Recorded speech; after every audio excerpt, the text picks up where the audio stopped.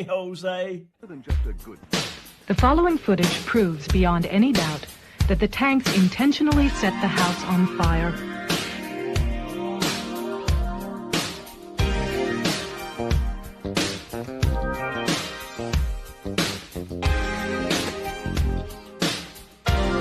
It proves that the Branch Davidians were murdered.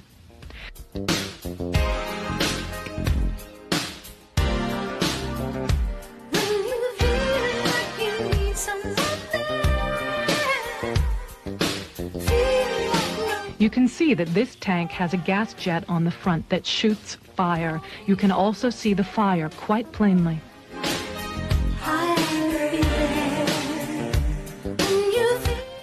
The tank goes into the house twice, and each time as it backs out, the fire at the gas jets is plainly visible.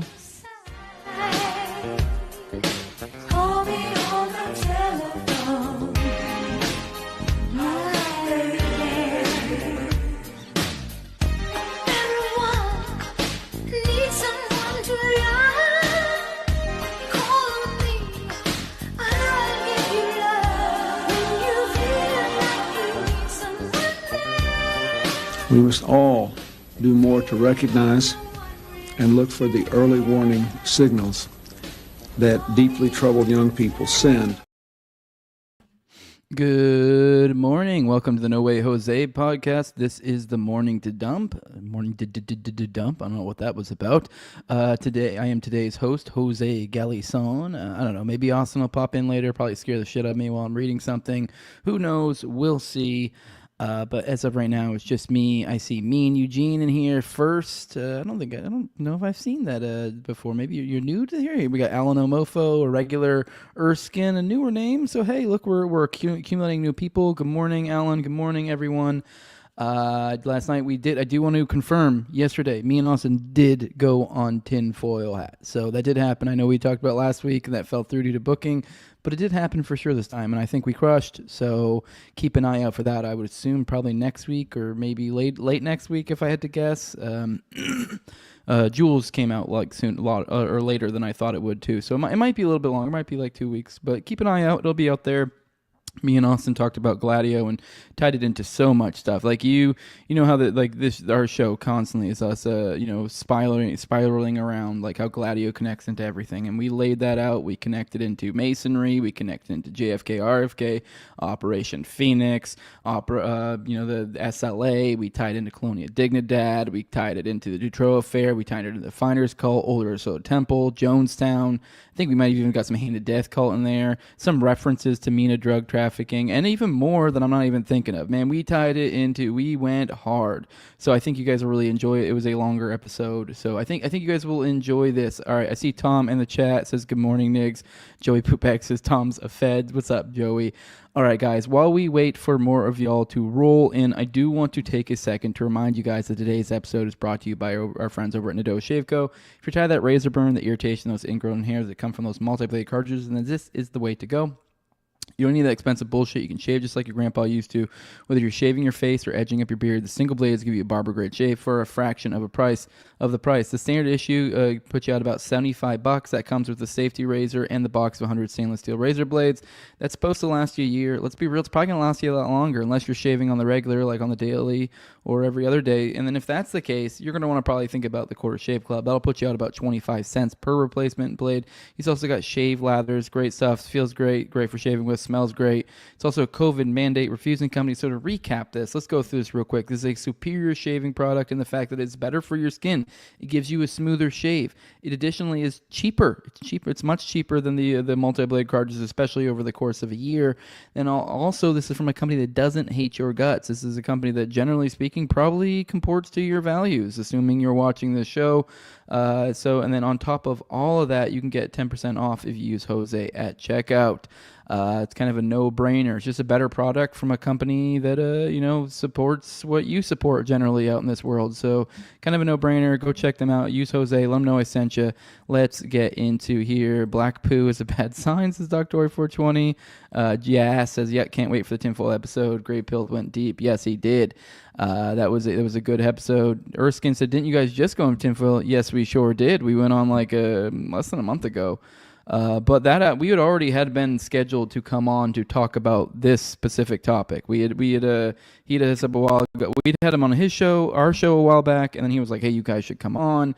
And we threw to him this idea of like, we had actually like two ideas we're kicking around. We were kicking around either doing like a theme of like the already dead theme, like the idea of like suicided or killed people by the state, like kind of like geeky, trying to do, I'm trying to think of, like, those are just the two that come to mind, obviously, since I'm so focused on Oklahoma City bombing. But yes, we were considering kicking that, either doing that idea or doing like an all roads lead to Gladio type episode. We ended up doing the Gladio episode.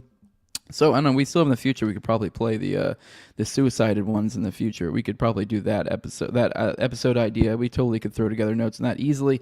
But anyways, point being is the time we went before, we'd already had this scheduled. This was like when we went on his show. He was like, "Hey, you guys should come on my show since I just went on yours." And then from there, we scheduled this one to be like the Gladio episode. And then just like a couple weeks ago, just last minute, he was like, "Hey, are you guys busy?"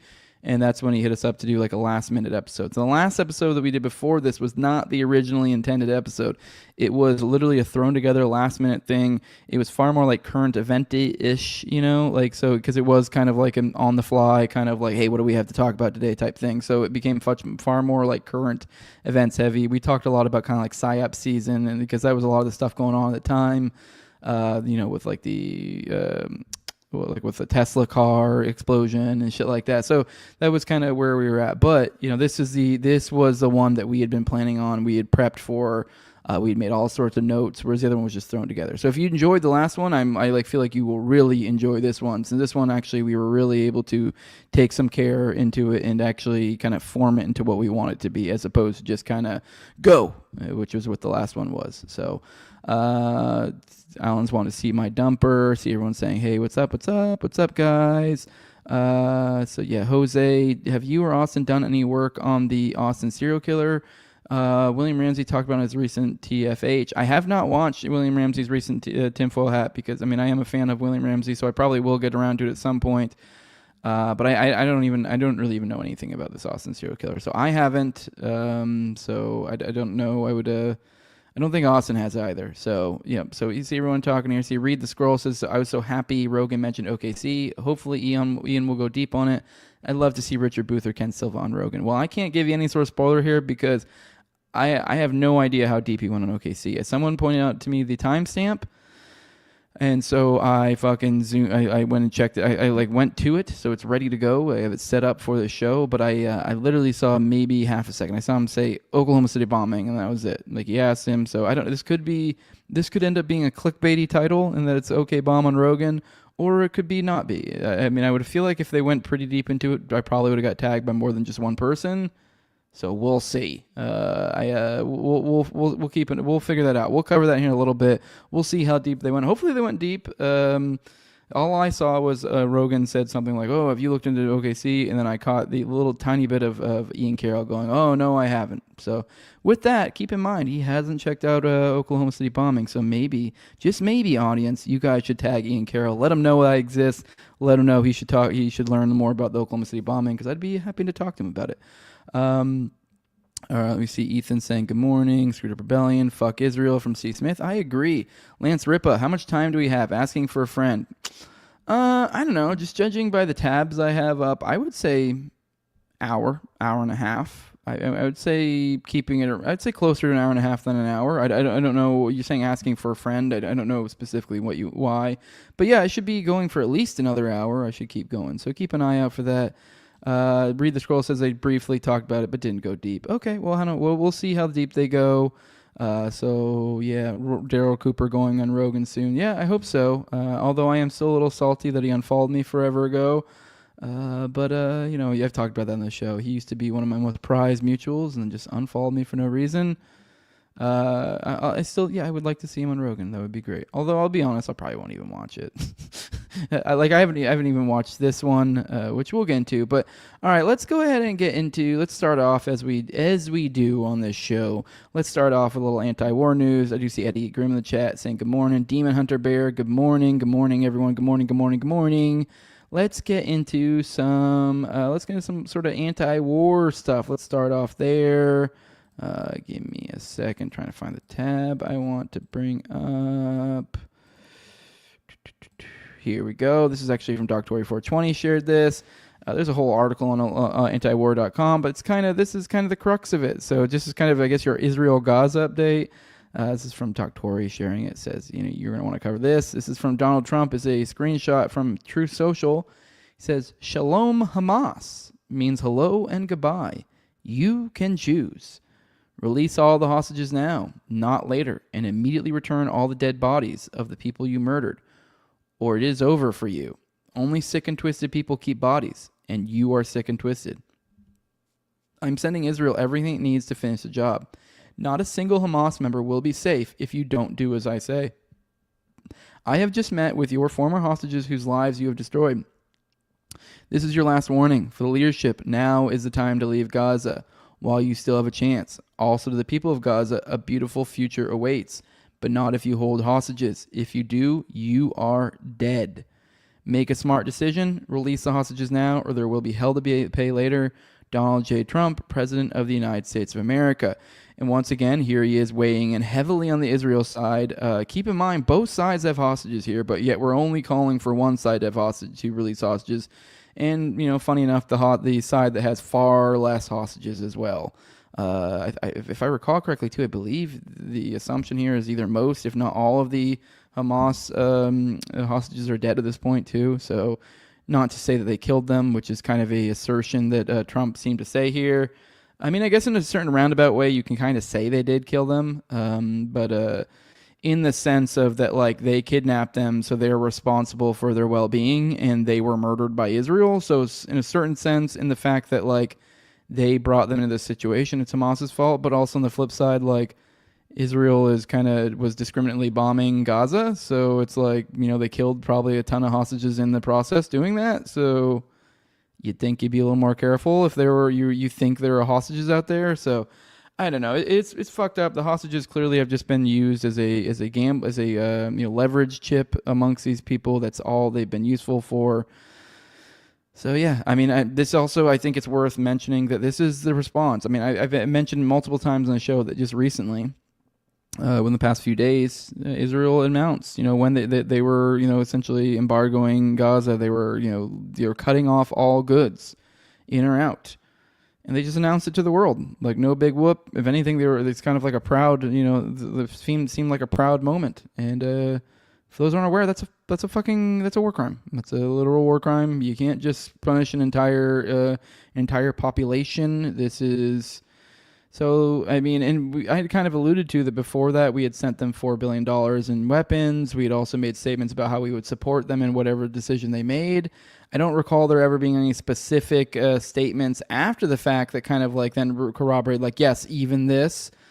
But this is, so I would take this as said statement. This is a follow-up statement from Donald Trump. The probably the most recent thing from the person that matters the most, the highest level. This is their statement. Following Israel announcing they're going to commit war crimes. It's literally agreement, and he's calling for them to release all their hostages, which, once again, it's just ridiculous because they would be getting hostages back slowly but surely if they just stuck with the deal like they were supposed to. But no, for some reason, we feel, I say the United States, Israel feels entitled to make all the demands and give nothing in return. And if they don't, then everyone dies. That's there's no diplomacy, there's no back and forth, which is where we were before. We were, we'll give you some of ours, you give us some of ours, and kind of slowly but surely. But no, they want all of them back, or we're going to continue hostilities. This is what has become now. Funny enough, the whole way throughout, where by the official parties, it's always framed as, oh, Israel's good faith actor, blah blah blah blah. No, nothing about this entire interaction whatsoever has been good faith. Nothing. As I've said before, I kind of mused that like the idea that any entity involves himself with Israel and expects any sort of good faith action is a little ridiculous. And I think maybe they might start seeing this on the world stage. I'm unsure. I don't know how this plays out. I mean, I don't know how, with the amount of like diplomacy they've just completely thrown out the fucking window between Lebanon and Gaza. I mean, I don't really. How do you do any sort of negotiation with any sort of official parties on the world stage after this? Like, your word means nothing. Absolutely nothing. So I don't. It's just frustrating. It's just bizarre that to see that this is how diplomacy's done.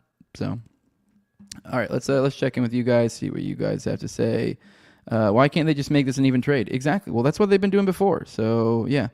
Where Earthskin says Sam just posted a link to a story showing Israel was planting listening devices near the White House. These people are absolutely an enemy, or absolutely not absolutely an enemy, not an ally.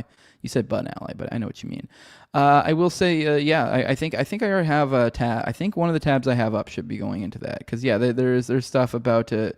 Doc Tory saying they have deals in place already. That's why none of the Arab countries have attacked. I don't know. I mean, maybe you might know something I don't, but if you're referring to the Arab deal, we covered that yesterday. I mean, there was the Arab deal, which you actually yourself shared with me before it got denied. But yesterday we talked about the Arab deal that the Arab League put together. It was Egypt's actually proposal, but the Arab League supported it. And essentially the idea was that I think they were going to take purview, or I forget who would get it there. In that situation, though, the biggest difference was that the Gazans, the Palestinians, would stay. They wouldn't be kicked out during the reconstruction period. So they offered to do a ton, and we said no. The U.S. and Israel flatly said no. So I don't know if that's what you're referring to, the deals. I mean, we'll see. I have no idea what's going to happen if hostilities kick off. But I think maybe they are being hopeful that they can get deals since they are proposing deals. So maybe that's what it is, because hostilities technically haven't started yet. I mean, no, they technically have initiated a war crime by like essentially starving out the fucking nation. So, but I mean, it takes a little while for people to starve out. So I think that's probably why no one's really started going live yet. So. You have Abraham Accords for one. Yeah, that's true too. Yeah, we're literally paying these people off not to do anything. HTS leader Jelani spoke at the Arab League summit recently. Okay. Screwed up rebellion saying Israelis are panicking after Trump halts aid to Ukraine. They know he sets a precedent that's very dangerous for Israel. Yeah, I would hope so. You would think that this would be something that would sink in. Like, hey, if we can do this to Israel or to Ukraine. Which I guess kind of while we're on that, I guess I'm going to have the last little anti-war thing I wanted to talk about. Actually, maybe we'll talk about another one, because there was one I thought was particularly interesting about direct talks with Hamas, but let's come back to that. This one I thought was interesting. I'm not going to read it all, because I mean, whatever. I think the headline kind of says it all, but not only have we halted aid, but now we're suspending intelligence sharing, which... I mean, it sounds like it wouldn't matter that much, but apparently I guess they rely on us a lot for their targeting needs, and I guess some of their weaponry requires our intel in order to do that. And so this throws a huge gum in the works, essentially. So I think it's cool. Hey, they're still continuing it even after, Ukraine has kind of come back crawling to the table. Apparently it's still enough. We're still putting on the screws to them, being like, hey, so we'll see. I mean, obviously, there's still we still got this mineral deal in the wing that might happen, which, as I've mentioned before, that could be a bad thing, because that's kind of while we're not giving security guarantees by putting industries in that nation with us having profit to be gained there, that kind of puts us in a situation where we're kind of sort of giving.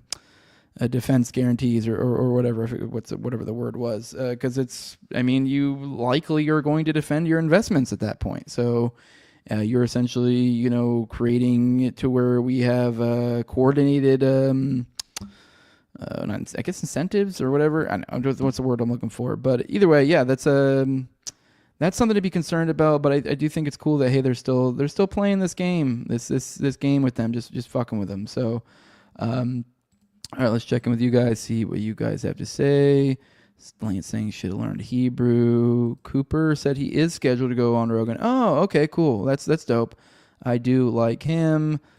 Bet Tom. Okay, all right. Donald J. Trump. Signed Donald J. Trump, CEO of the Greater Israel Project. Did it say that? I didn't know. There's no way. Donald J. Trump, President of the United States of America. Okay, you're just being silly. Got it.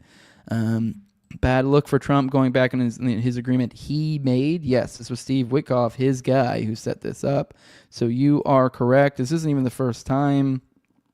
So Let's see. Has anybody looked into what the mood of the ground in Israel is? I heard Bibi was in deep political trouble. Yeah, that's been my understanding from the jump, is he was in political trouble. Like, this was kind of, if anything, you could make the case this was partially distraction from his political problems. I don't know. I don't know really enough about on the ground in Israel. So obviously, if anyone has anything to contribute to that, feel free to drop in the chat, links, whatever. So, let me see. AIPAC lobby is too well entrenched for Israel to worry. Perhaps. I think you are correct.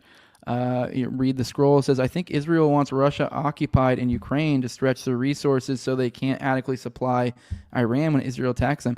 I don't know. There's actually been some weirdness on the Israel-Russia side of things where there's been some votes and some positioning that seem to align with our stance on ending the war, which is bizarre. I can't give you any specific examples off the top of my head, but I know that's a thing. That is a thing where it seems like Israel's actually kind of falling on our side here. I don't know if it's just like they're just kind of going along to get along, to kind of like, butter our biscuits type deal. I have no idea specifically why. Because it is like, hey, you would think they'd be worried that like, oh no, like he's going to be consistent and realize like, oh, if I'm treating you, if Ukraine's like this and I can do that, why can't I do this to it? But if you're up his asshole the entire time licking it, you might get him to kind of like, oh, well, these guys are great, and not really think about that. That seems to be maybe what the case is, or there's some deeper, geopolitical game going on that we're not really aware of. Because it does seem like, I would have assumed this before, but it looks like, it could be. You guys remember? We talked about this way back when Syria popped off. That it almost feels like, in retrospect, thinking about all the things that happened in the Middle East and looking at the Ukraine situation and how Israel is involved in it, it almost feels like this was kind of like a smokescreen put up to kind of distract from the real game. Like, so we have this low level, war going on, or low level to mid level, depending on what time it's going on, but it's kind of dragging on, just kind of like, this is the big war everyone pays attention to, just going on and on and on for years. Meanwhile, all the other plays are being made, with Syria and the like, to kind of move things around and, I don't know. Hey, now we don't have it. Now Syria's destabilized. Oh, cool. Look, we can move into their area a little bit. Oh, now we can move into Lebanon. Oh, now we can move into Gaza. Ooh, now we're moving into the West Bank. And it's kind of like, well, all the while the international community's distracted by Russia. So that, and now that we're really have this push to end it, now you see Israel that it's coming together with us on votes, kind of being like, yeah, you guys should get peace. So it seems like that might have been the case. Now, do I know this? I don't know. It's hard to know, but it's kind of what it looks like looking back. Scooter Billings, who's already been convicted of corruption in Israeli courts, it was going through sentencing when October 7th popped off.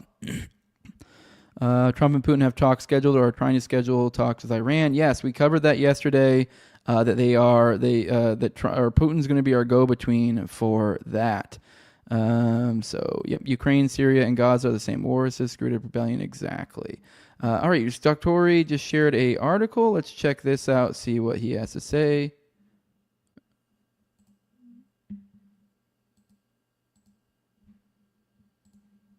Let's see again. Oops, I accidentally unhit mute on Rumble, so I was listening to myself. That was weird. Okay, let's bring this up. Let's see. U.S. and Russia made deal on Iran talks, top Putin aid. President Trump has ramped up sanctions on Tehran, but also shown interest on a deal on its nuclear program. Man, that guy looks like evil right there, doesn't he? That's the Russian presidential aide, Yuri Ushakov. Washington and Moscow decided to hold separate talks centered Iran during last month's high-level negotiations in Riyadh. Russian President Vladimir Putin's foreign policy aide, Yuri Ushakov, has said. When was this written? This was written 2 days ago? Okay. Senior U.S. and Russian officials met in Saudi Arabia in February in the first two major talks between the two superpowers since the escalation of the Ukraine conflict in 2022. We discussed the situation around Iran, yes, and we agreed to hold separate talks on the matter.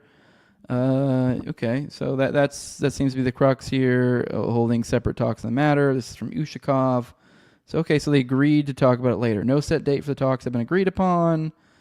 All right, there's no point in really reading the rest of this. Obviously, in relation to their, so it looks like they're trying to set up another nuclear deal, which is ironic, because back in 2016, Trump spiked the Obama deal, one of the only good things Obama probably did, and it kind of has alluded to between this administration and the last one. There has been multiple times where he's kind of signaled that he'd be like, "Oh, let's do a deal, let's do a deal."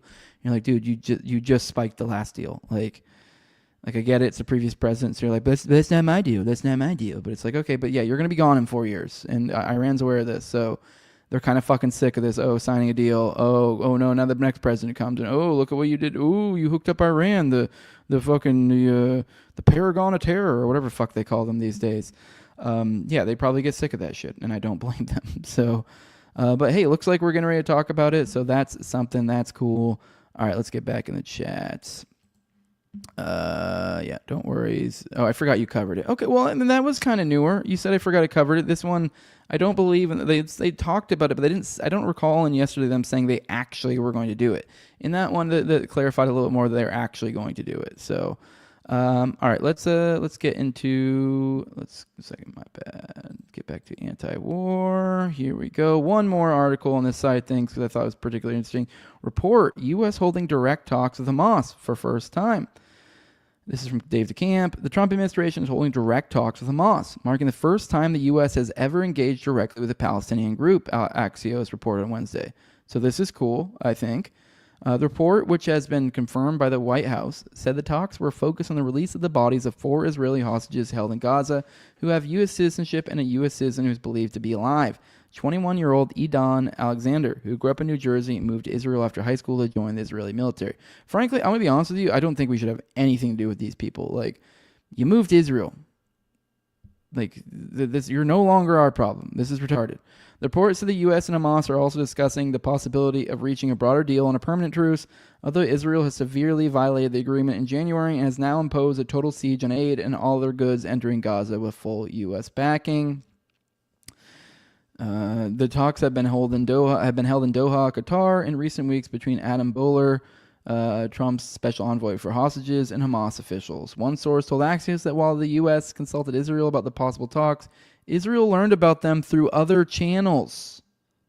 That little statement carries a lot of weight, and that kind of is as someone mentioned earlier, something about the listening devices. That's the implication. There's another article I plan on getting into because obviously it implies there is spying going on. An Israeli source told the Times of Israel that the possibility of direct talks between the U.S. and Hamas came up during the Biden administration, but Israel expressed its opposition. So it was just to mention again, during the Biden administration, Israel was like, no fucking way. But the source said Israel didn't think it was in the position to oppose the idea under the Trump administration and said that Israeli officials weren't fully briefed on Boehler's talks with Hamas ahead of time. So it looks like they only found about this through spying means, is what I would assume. And that also they said they didn't feel like they were in a position, probably partially because it's like, how the fuck do you even know about this? How are you coming to me and say, hey, don't do this when you shouldn't even know about it? But either way, I guess it's also just they didn't feel like they had the rapport or the ability or the pull to be able to pull that off. So that's good. I think that's a good sign that they don't feel like they're able to just kind of make that Trump's administration entirely their bitch. So Hamas source told El Arabiya that the group has had direct contact with Adam Boehler as well as President Trump's Middle East envoy Steve Witkoff, which was not mentioned in the Axios report. Back in January, Hamas said it was ready to engage directly with the U.S., and the idea was welcomed by Witkoff. While the Trump administration is engaging in diplomacy with Hamas, President Trump has repeatedly threatened the group, vowing there will be hell to pay if the hostages aren't released. Which, by the way, what we went over today, that was like the second time with that such a hyperbolic language, in both of which were at times were just completely flew in the face of what the current deal situation was supposed to be. He's also repeatedly called for the ethnic cleansing of Gaza to make way for his plan for U.S. takeover of the Strip. All right, that's enough for that article. Let's pop back when you guys see what you guys have to say, and then we'll get into some OKBOMB on Rogan. What's up, Adam Tom Bobby? Sending $2 our way over to Austin. I do want to remind you guys, if you are dropping super chats, you are doing that on Austin's YouTube channel, not mine.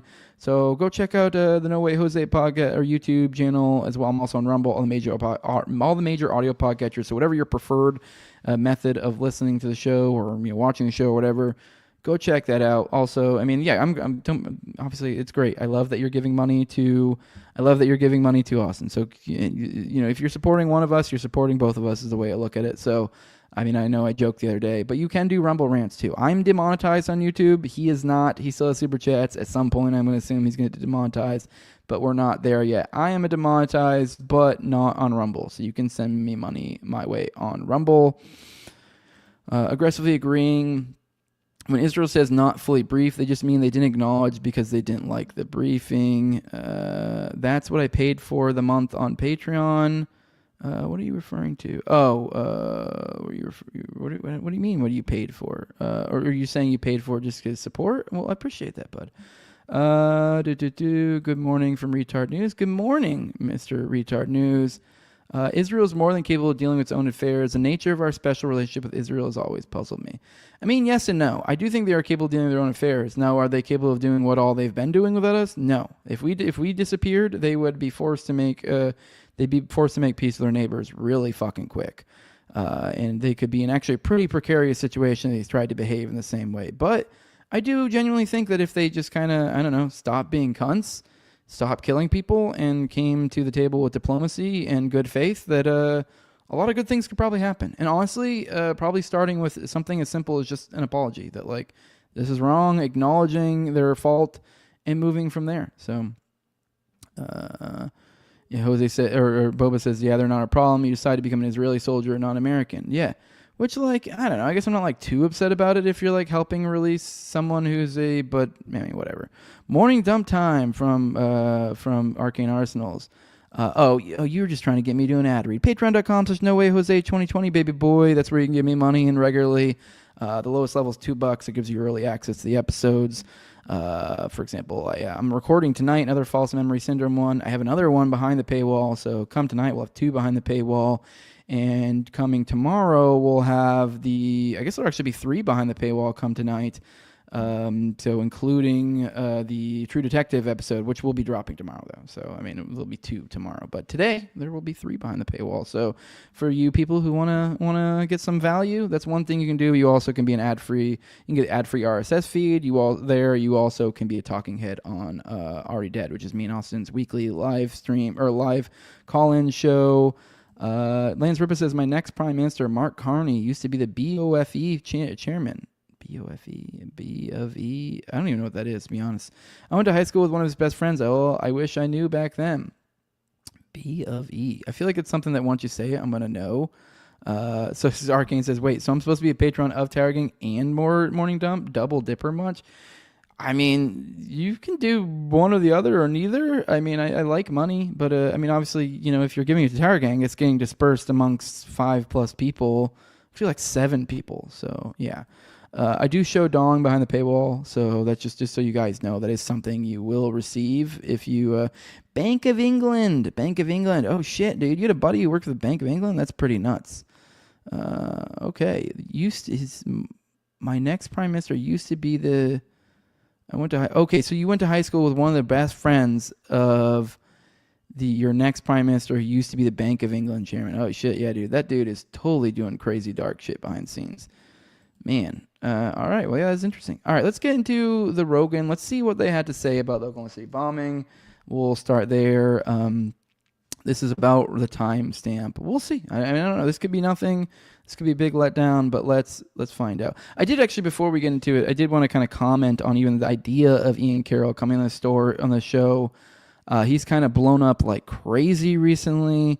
That's kind of, I know there's a lot of people in our circles who essentially fed-jacking him, think he might be. I'm open to the idea. It's one of those ones I wouldn't be the tiniest bit surprised by. I'll be honest, I haven't really particularly seen anything that made me all that convinced. I know a lot of people in our circles are super like, this dude's totally fed, he's totally fed. I mean, maybe. I mean, as I've said multiple times on the show, the things I've seen that, make me think maybe is him blowing up so quickly. And then I guess some of his positions do kind of come off as copish for certain people. But even then, like, I don't follow his material enough. The little bit of times I do, like, the cope does kind of seem to come from like I don't know, you're like a political pundit guy in the sense that you're just kind of stuck on hopium of like, oh well, RFK will do this and oh Trump will do that, and like, oh, like kind of buying into this like political game of like, okay, yeah, well, like a good example would be like Tulsi with like the FISA stuff. It's like, oh well, yeah, I know she had to like change her position to get confirmed, but like that's what you do in politics. So like, and by that logic, you get to the point where you have like these Trump characters, these RFK characters. Like, yeah, I know they won't say anything bad about Israel, and it's really really weird to which the degree to which they won't. But like, you see how great he is on X, Y, and Z. Like, dude, he's clearly like this is better. Like this is this idea. Like, oh yeah, I know he says X, Y, and Z, but he's clearly a great guy, and he's gonna do ABC when he gets on. Like, it's this like copium. Like, yeah, we're aware of his faults. We're kind of backing away from them, not really focusing on them that much, getting caught up in the good things about him. Thinking, the bad things a lot of times you kind of write off as like, oh, well, that's just stuff they got to say. This is a political game. But I mean, those two things by themselves are not really enough for me. I don't know. I know a lot of people keep bringing this up, but on the flip side, then we have on the other side of things, we have just people being, I don't know, women about this. It's actually quite pathetic, really. I'm going to find a couple examples for you real quick because I know there was Joel Pollack or Joel Berry or Barry? Yeah, one of the I forget his name. His name's not even like memorable enough to remember. But he's one of the Babylon Bee guys. He put out some weird tweet, something along the lines of like, "Oh my God, this is like," I forget how he put it. It's the most melodramatic, over the top insanity. Here's two examples right here. Here's Richard Hanania. He goes, "Professional anti-Semite is now literally a career because Ian Carroll." Which anyone who's watched Ian Carroll, any of his takes, he doesn't really lean too hard into the anti-Semite shit. So like, he's anti-Israel. He's very clearly anti-Israel. So I don't know. I mean, this is just these people being dramatic women. It's really what it comes down to. Here's Jeremy Boring on this one. So yesterday was a terrible day for American Jews. The embrace by so many prominent voices of demented, conspiratorial, anti-Jewish voices is one of the saddest, most alarming events of my lifetime. This way lies madness, and worse than madness. Do not let the times cost your soul. Audience caption and unchecked tribalism are tools of the devil. Paranoia and revisionism are too, even if they really are out to get you. Heck, even a righteous cause can lead us to evil if we don't guard our hearts in the quest. The wicked often prosper, and the temptation to prosper often leads us to join them. But only God offers the richness of salvation, and he already became for us the only Jewish scapegoat for our sin and fear. Leave the rest of them alone. Yeah, I mean, this is sad. This is feminine, faggoty shit. This is all this is. This is pathetic. This is someone came on and said critical things about the country of Israel, and the reaction from these homos is, oh my God, the Jews, and oh, I'm going to morally, I'm going to be a moral school marm, and I'm going to evoke the Bible, and Jesus was a Jew. Oh, this is just gay. This is really, really fucking gay. But I guess let's get into what the actual things he said. Barry is what Tyler's saying in the chat. Barry is his name. Barry. All right, let's get back into the Rogan one. Let's watch this. Let's see what he has to say, though. Let's see what he has to say on the subject of Oklahoma City bombing. A real big deep dive. Yeah. And it's the most important part, it's also, by far. It's like, unless you're a person who does it for a living, like the amount of time that it takes to find out about this stuff. And then even you, who's been in for 2 years doing this, like there's decades of layers you need to uncover, and it'll take forever. Like Whitney Webb's been doing it for how long? Oh, I don't even know. Alex Jones has been in the game for 30+ years. Exactly. Yeah. And there's still always more to learn and always more to connect. And we get new information that puts new light on old situations. It just it's this constant rearranging game of understanding. And I just love that. I mean, yeah, most people don't have time for all of it, but as we're sort of stratifying into this ecosystem of content of like creators and journalists and thinkers, that we're all kind of collectively doing the work together, and some of us are more integral than others. Some of us are just clickbaiters, and some of us are like, I'm somewhere in the middle. And then you get some people that are really professional about it, like problematically professional about it. Like they can only get so much done. Have you ever looked into the Oklahoma City bombing? No, not much actually, not hardly at all. But I know it's one that's like one of those seminal moments. That's a good one. First of all, the amount of damage to the building is not something that you would get from a fertilizer bomb. And yeah, that's I mean, like there's a lot of debate on there. I mean, on that side of things when it comes to the bomb. I mean, you can look at let's look at the Murrah Federal Building.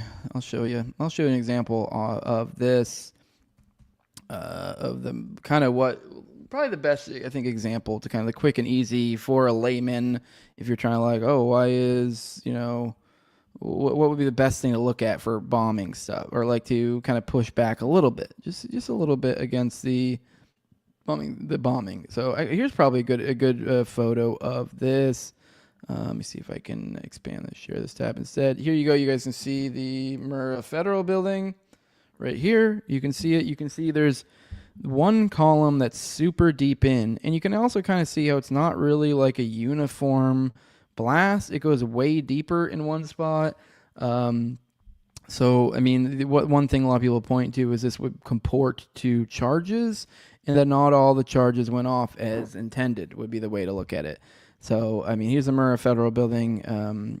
There's also been you can get really into the weeds of the bombing analysis, but that's probably the quickest and easiest way. Just the one column that's like, hey, this is not a uniform blast damage. This isn't like, this clearly is out of the ordinary. That this one cuts way deeper. I mean, obviously, when you get into the bomb analysis, apparently there's a lot to suggest that. Ammonium nitrate bombs were more meant for like, explosive experts would use them more for shaking up dirt and stuff. They don't really have like a shredding rebar type of explosive capability. It's more just like kind of shaking things up, moving out, smaller sediment. Not so much blowing out entire buildings like this. So most of the historical examples of truck bombs, usually you'll see like windows blown out and stuff, and that'll be like the extent of it. So that's one there. But all right, let's get back into it. Let's see if he has anything else to say. And the way a fertilizer bomb would work in front of the building, that building's blown out. Exactly. And the FBI was retrieving unblown bombs from the building. Yep, he's correct on that one. I mean, at least correct in the sense that there were claims by people out there that they were removing bombs. Or actually, you know what? Let's see if I can. Actually, I'm not going to try to look that one up. But there are actually photos of them looking at the other unexploded ordnances that they were pulling out. These were actually at the Oklahoma City Bombing Museum. That they had to stop saving people multiple times due to reports of there still being bombs in the building. Now this can get kind of up in the air. Now, do you think this is because the ATF was improperly storing stuff there? Do you think they found bombing devices that were intended to be used for the bombing that now some sort of cover up? I mean, I'm kind of partial to the idea that it was the ATF was storing things improperly there because they do have a history of doing so. So, I mean, I guess it could have been unexploded C4 or something they found as well. So, all right, let's keep moving. Interesting. Not only that, the whole Timothy McVeigh thing is fucking wild. When you go down the rabbit hole and start looking into it, it seems like a false flag. It seems, or it seems like someone else planted bombs inside that building and they blamed it on this fertilizer bomb. What would that false flag? Okay. It looks like they're probably about to get off topic. So false flag. Okay. What can I say about that?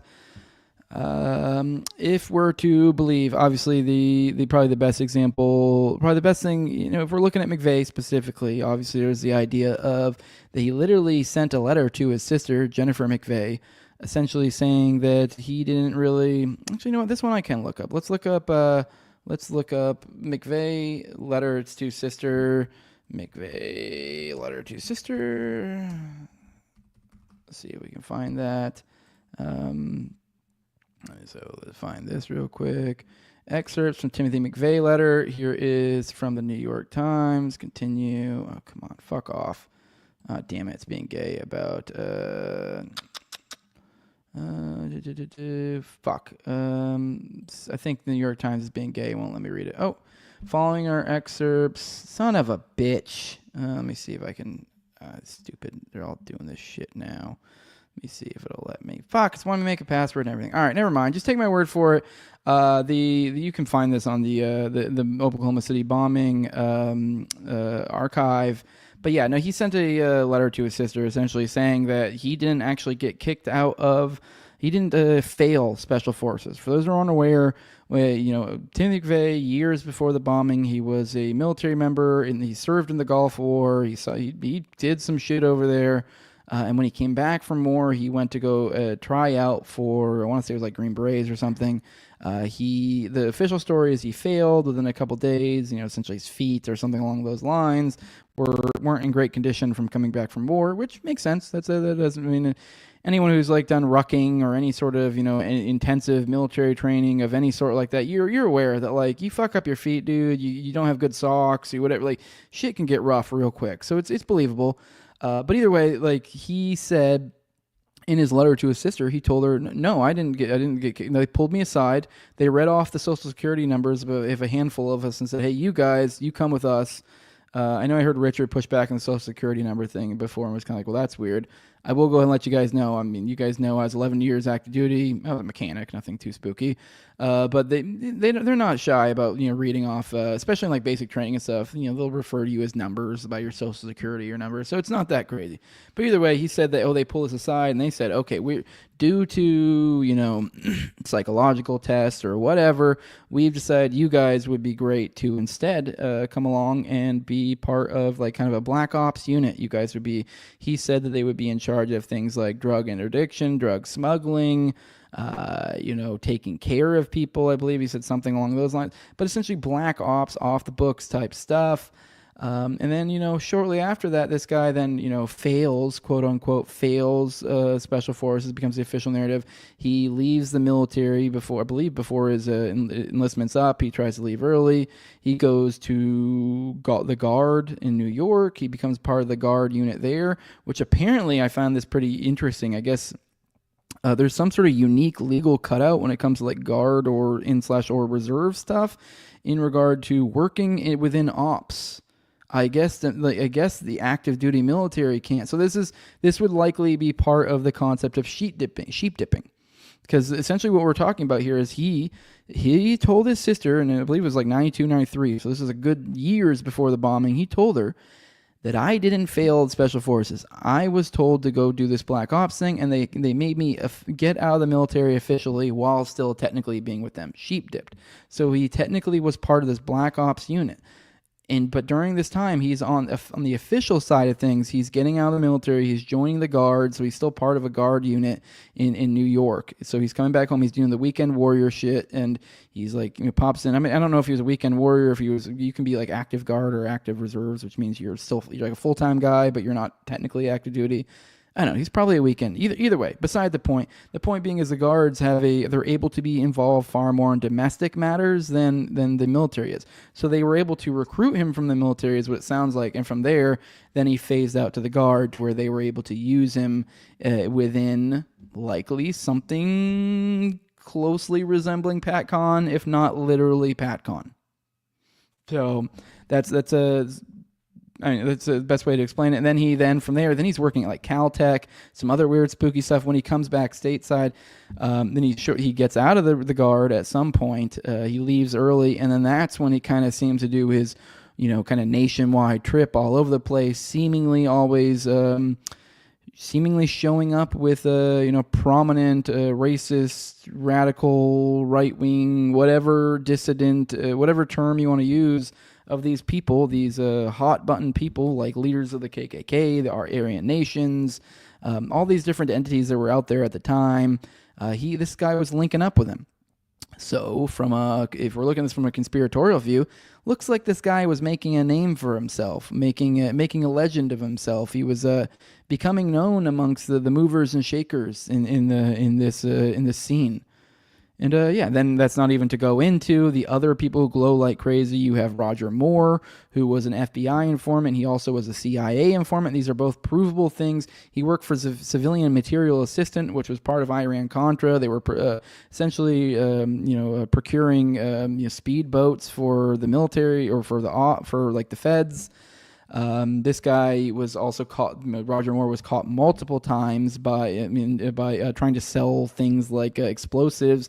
He got busted one of the times, literally selling to an ATF agent. They caught him trying to sell explosives to him. That went away. He was also trying to sell bootlegged porn at one point, whatever the fuck that means. And now this is a guy who's a retired millionaire who has made multiple statements during the time when he's interacting with McVeigh. He's made multiple statements about how he hates his job, the job that he currently has. This is a guy who's a millionaire, self-made millionaire, supposedly. He's, I believe, retired at this point. And now his current job is kind of doing the gun show circuit, where he goes to gun shows, he puts out a booth, sells guns, merch, blah, blah, blah, blah.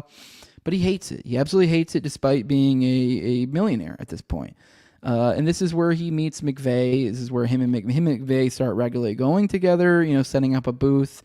You also got to keep in mind that these gun show circuits were kind of a glowy area, is a way to put it. This kind of runs into like the soldier of fortune type of milieu. Like the people at these are the mercenary, right-wing, racist. This was like a hangout. This is almost like the convention spot of these types.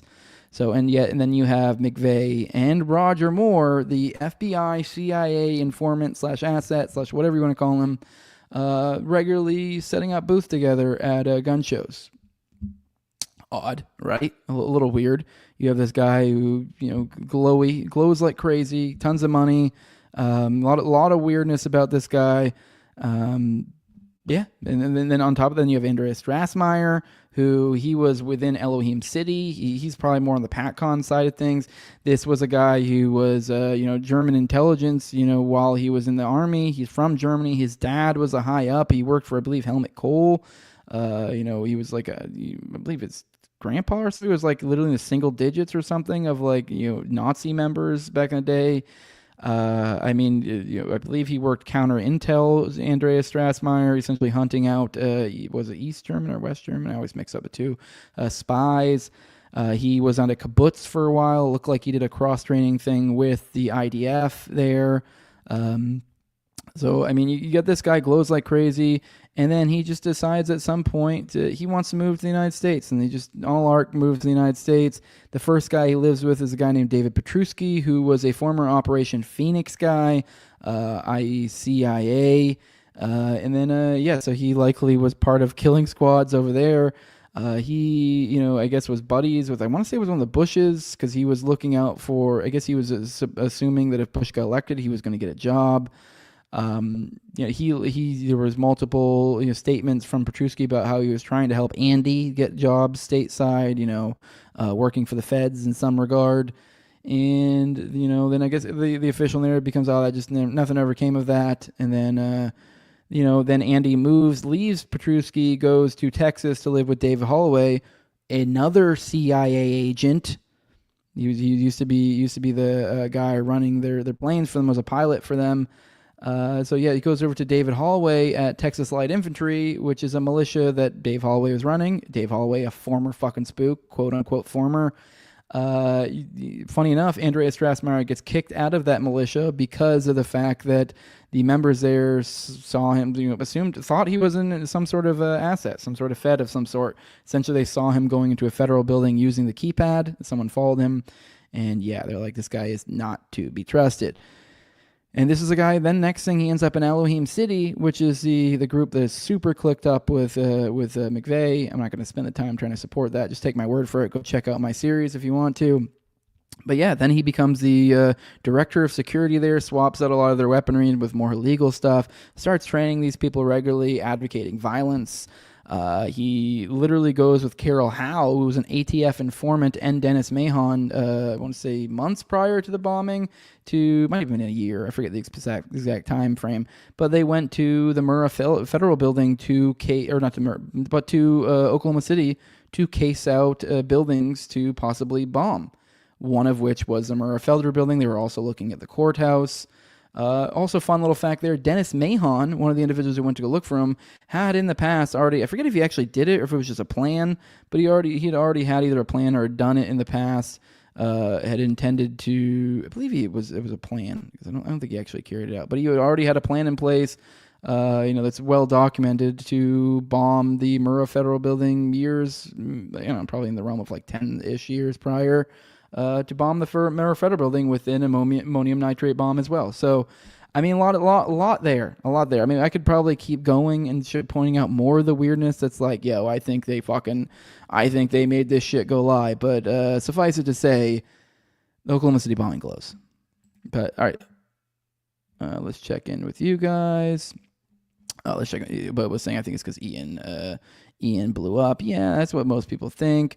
Did anyone catch Ian say his family was intelligence? Okay, well now you got my ear. That's weird. That doesn't mean he has the jacket. He just blew up so fast people think he was. Exactly.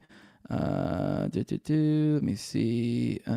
Slave economics is what Lance is saying. So Boba's saying, I remember reading about someone renting out an actual closet in someone's house, and I think British Columbia for 750 Canadian bucks. Do not let the times cost you your soul. LOL, like not supporting Israel and criticizing evil Jews will cost you your soul. Yeah, that's the fucked up part. These people are like it's the most fucked up shit. If you really think about it, especially from a moral or even a religious perspective, what they are doing is the worst. It's fucking gross. Like they're literally using their religion, their supposed belief system, their morality to shield them from baby murder. So let me see. Plastic explosive equals OKC bombing damage. Yeah, probably C4. I agree. It's likely it was C4 as well. Let me see. Ian's family is intelligence. That's what one of the guys is saying. I will let you guys know. I don't know if we'll get to it today, but I do have a tab that kind of someone was making, kind of going into his stuff. Kind of one of our regulars is so and so a Fed, and maybe we'll get into that. I don't know. Is the story of him seeing the Waco raid and becoming radicalized true? That really is just a kind of choose your own story here. He was at Waco. There are videos and pictures of him at Waco. He was selling anti-government merch there. I think I don't think that was true. I think he was likely, if I had to guess, I think he was already making a legend for himself. He knew this was a big deal, and so he was making face. He gets to be one of the guys that's like, I was at Waco and I was super upset and I was there with you. And now he's part of the community. He's further entrenching himself in the community. Also, as we just recently talked about on my Oklahoma City bombing, what did I call it? A round table discussion is when I just recently had on Richard Booth and Jonathan Franklin.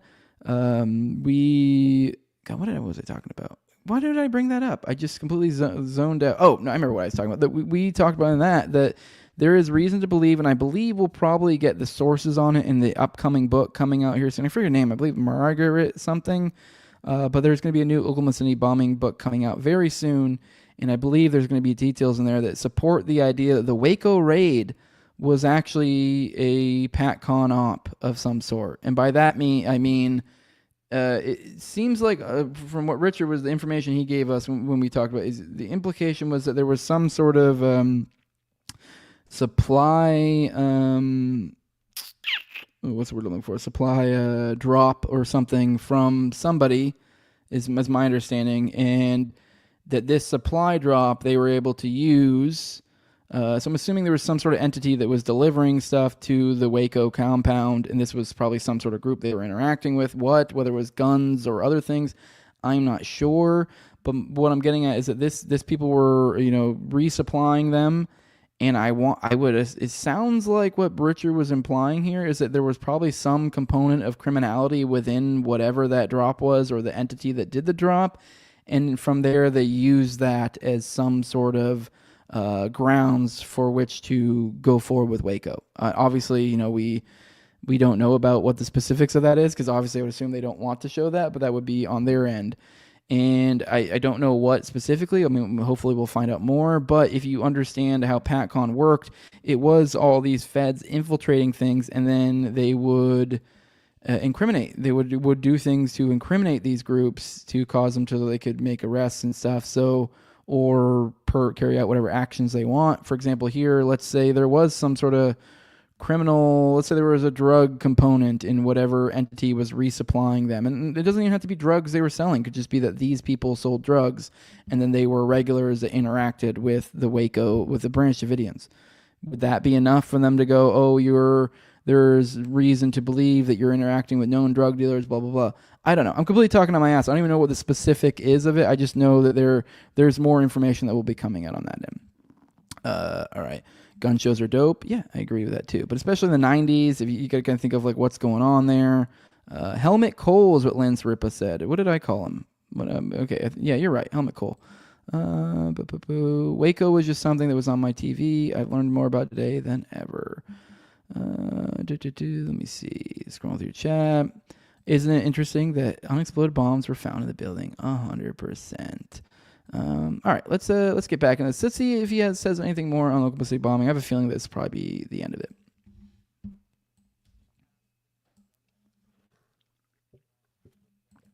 Okay, so the angle being what was the reason for it. You know, people always say this, and I don't know. I don't know if Ian's being facetious, playing dumb, or what. I mean, obviously it's just a quick little interaction, so it might be extrapolating far too much from this. But I mean, as we even talked about this on Tinfoil Hat, the concept of strategy of tension. You don't need a specific thing. Like, and everyone does this. They go, well, why would the feds do Oklahoma City bombing? What did they have to gain from this? And it's like people expect you're going to say Oklahoma City bombing was done because the anti-terrorism bills after it or something, which is what a lot of people do point to, because when people ask this question, is like, yeah, there were the anti-terrorism bills that were passed after it. Those things were the precursors to the Patriot Bill. But even that aside, let's say nothing got passed. It's missing the point to go, well, what thing happened? Because it's almost as if you're like expecting, and then if there nothing does happen, people might like almost be like, well, I guess the feds just fucked up there. That like, you know, they clearly, you know, that was stupid. They didn't even get what they want. Well, you're missing the point. This is energy games. This is what this is. This is moving dynamics certain ways. Like, you may not get, it's not going to be as simple as we do X action, we get Y result. It's you get X action. It's kind of like the seen and the unseen. Like the simple idea that you've put out tension into the air, that you're causing more fear from the populace. You're causing more clamoring for security from the state, stuff like so you don't need a specific thing, but the idea is being like, hey, we do X thing, and now you guys are scared. Now you guys are looking to us. I mean, it's a simple fact that you're essentially affecting the zeitgeist of of a society. You're moving the population. You're directing them along the path you want, the golden path. You are directing them along the path. You are making subtle little pushes from one way or another. A good example is like any man who's ever had like a clueless wife, which is most of your wives when it comes to like interacting in public, like just walking in the mall or whatever, like, or even if your kids. Like, I have 2 daughters and a wife. They're awful at it. Like, I constantly am almost like their cattle, like giving them like little nudges or pushes or kind of, grab them by the hand and like a little like, oh, move this way, move that way. Like, that's kind of what strategy of tension is. It's not an overt thing. They're not looking. It's like if you were looking at your wife and you're like, oh, I see someone coming and like they're gonna run into us, but if I need to move us a little bit over to the right, like if you're looking at it wrong, like you're, I don't know, whatever. I'm going way too far on this anyway. My point being is like strategy of tension. It's like the idea. It's more than just like, oh, well, what did you get out of it? That's missing the point. Like, you're moving the dial. It's a kind of almost like an Overton window thing. Like, you're shifting an Overton window is what you're doing. Whether you get some specific result is beside the point. It's the idea that you're moving this window more within the realm of results that you want in general.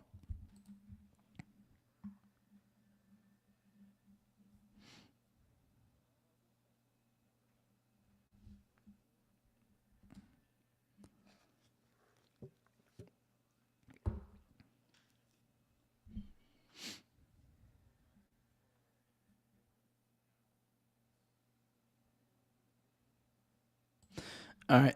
Well, I think that's it. I think they're done with Oklahoma City bombing. Okay, that was super short, but hey, it's something, I guess. It was more than clickbaity, so that's something. Someone said the video sound isn't playing. Really? Let me try that again. What the fuck? That is bizarre. Was that out the entire time? So it was just a video. Let's try this again. I'm just curious. You guys let me know if this is playing sound. Or like what conglomerate of groups do you think were involved?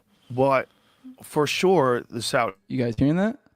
I mean, a lot of the people were Saudi. A lot of the people were Saudi. I don't know if that necessarily means that the Saudi government had anything to do with it. That is bizarre. I did nothing different. It was exactly the same. All right. Well, I don't know. You guys didn't really miss much. I'm not even going to bother playing that again. He just said something along the lines of like, he kind of changed topic over to 9/11. And then he said, so you might have missed the part about the idea of like, he kind of made some sort of implications like, well, why would they? What did they have to get from Oklahoma City? And that's when Rogan said something about the anti-terrorism bills or whatever. I forget what specifically it was, but yeah. So that's bizarre. It's weird that it cut out audio for you guys like that. But at that point, then they completely changed to something else. So, let me see what else you guys have to say. Covering up Clinton's crimes. Yeah, for sure. The Whitewater deal. Now, people bring this up all the time. Whitewater, I have never found anything to support this whatsoever. I've seen some claims about removing some stuff, but those are a little bit dubious. So I don't really put much stock. Everyone, that's the first thing they jump to is like, oh, they're trying to get rid of the Whitewater documents. So they're getting rid of documents. I mean, I don't know. I talked to Richard about this a couple times. He kind of agrees. Any sort of documents, like federal documents, they're going to have backups elsewhere. Like, I get it was the 90s, so there's probably a lot of paper documents, but they still had backups.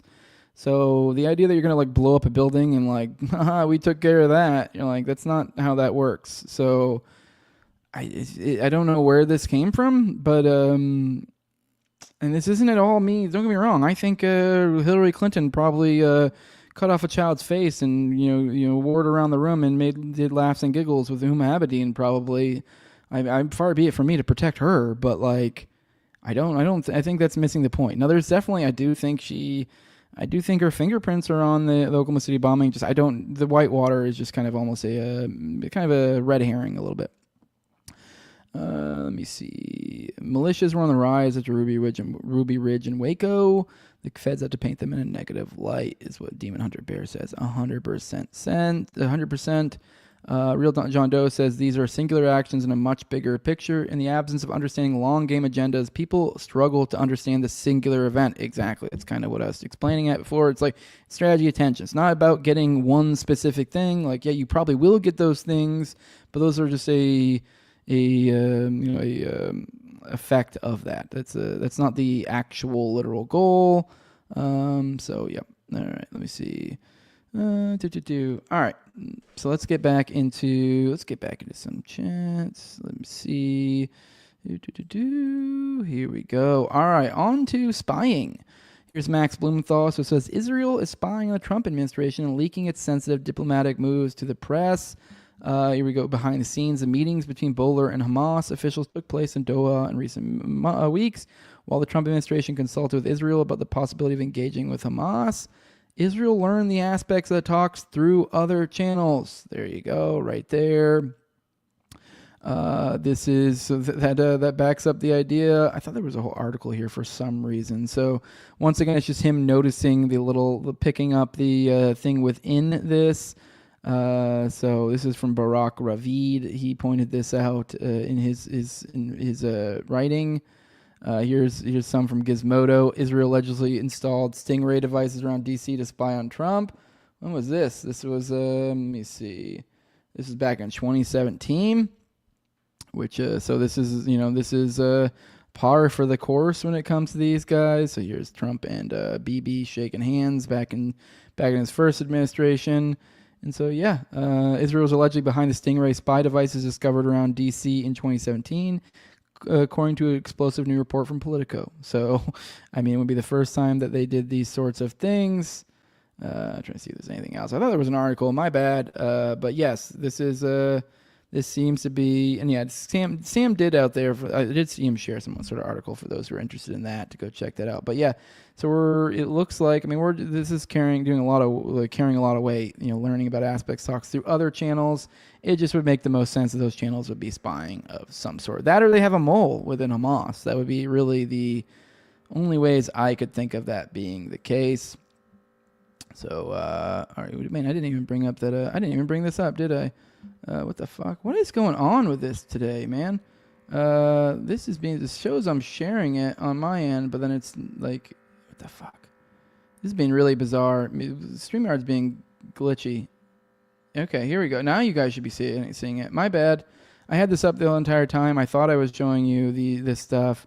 Here we go. So here I showed you guys this, and then I scrolled down to this, which is the photo of Trump and Bibi that we were referring to earlier. So, all right, sorry that this is being weird and not bringing up stuff. Yeah, it says Jose, the Gremlins getting you. Yeah, I don't know what's going on. I know we were having issues on Tower Gang last night too. I think it's something to do with.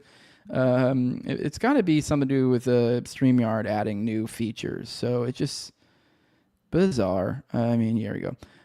We got Real John Doe saying Israel has always been spying on America. Huge groups of people were identified as part of Israeli spy rings decades ago to the tunes of hundreds of people. You can still find some of the articles online. 100%. NSA fucking with your shit, says Dr. Maybe. See Helper Crow. Say hello. What's up, guys? What is up? All right, what do we want to go into next? All right, let's go. Let me make sure it's actually showing this since, okay, cool, it is showing it. Let me see. All right. Here is on the talk. This is something from Ryan Burr. He shared this because I remember yesterday I was telling you guys, like, I didn't watch it. If there's anything in there you guys want me to talk about, feel free to share. So he did. And I think one of you guys referenced this in the chat yesterday too. So it's clandestine. He says, holy shit. When Trump is talking about the illegal border crossings, right as he says human traffickers, he points at and gestures to all the Dems who are on his right. Trump just called all the Dems human traffickers to their face. Watch. Which, like, for one, I think that's probably not entirely correct. I feel like that might be exaggerating things a little, but it's also kind of gay because it's like, let's be real. This isn't some stupid Democrat-Republican thing. Let's go ahead and play this. But if we truly care about protecting Americans' children, no step is more crucial than securing America's borders. Over the past 4 years, 21 million. Let me know if you guys can hear that. I am curious, but let's keep going. Million people poured into the United States. Many of them were murderers, human traffickers, gang members, and other criminals from the... Okay, you did do the finger pointy thing, and it did seem bizarre.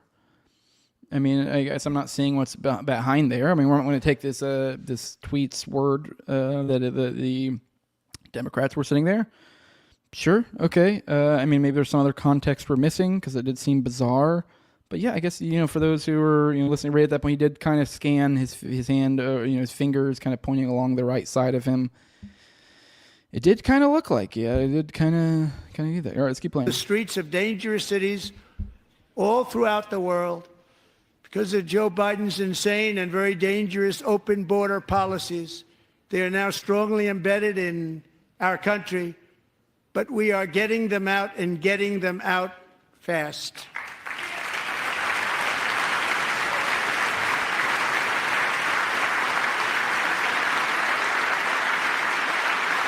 All right. I mean, cool. Yeah. I mean, I don't know. We can zoom in on that finger point again. I thought. I mean, it was kind of odd. I mean, I don't know what to make of it. Human traffickers, gang members, and other. Yeah. I mean, that did definitely seem very deliberate with the human traffickers. You can watch the finger. Bizarre. All right. Yeah. It does seem like an implication of like, fuck you guys. I know what you guys are doing. I don't know. Yeah, I don't know what's going on here. Are we doing 70 underwater triple decker chess? I'm not sure. Is he getting ready to drop the yeah, what's going on with the Epstein files? Aren't we supposed to get it? Were we supposed to get them tomorrow, I think? Yeah, well, I'm not holding my breath considering the last time, but yeah, I don't know, bizarre. That is odd. I mean, I don't really know what to make of that one other than that is odd. That does definitely seem like he's like kind of heavily implicating, hey, I know you guys are in on the take on this. So someone says, I can't find timestamp on Ian's parents or Fed's accusation. Yeah. Hey, if there's someone out there, yeah, that find something like that, yeah, let me know. See, good morning, Kimberly. What's up? Cool. Let's say sound's working again. Okay. Well, then I don't know what the fuck is going on with it. So whatever. All right, let's fuck it. Let's do the is Ian Carroll a Fed thread. Let's do this. It looks like this got posted not long ago, right before we started. So I don't know how good this is. It's not like it's one that's gone like viral or anything. So we'll see. Maybe this one's horseshit. This is from 7Cs. So here you go. In January 2024, Michael Flynn reposts one of Ian Carroll's videos. So it was back in January, so almost a year ago, a year and a couple months. And this is General says, I don't know about anyone else, but I find this argument's very credible. Hashtag Pizzagate is real, at Liz Crocken, at Laura Logan, at Lynn's Piper Loomis, at Mary Flynn O'Neill, at Amira Future.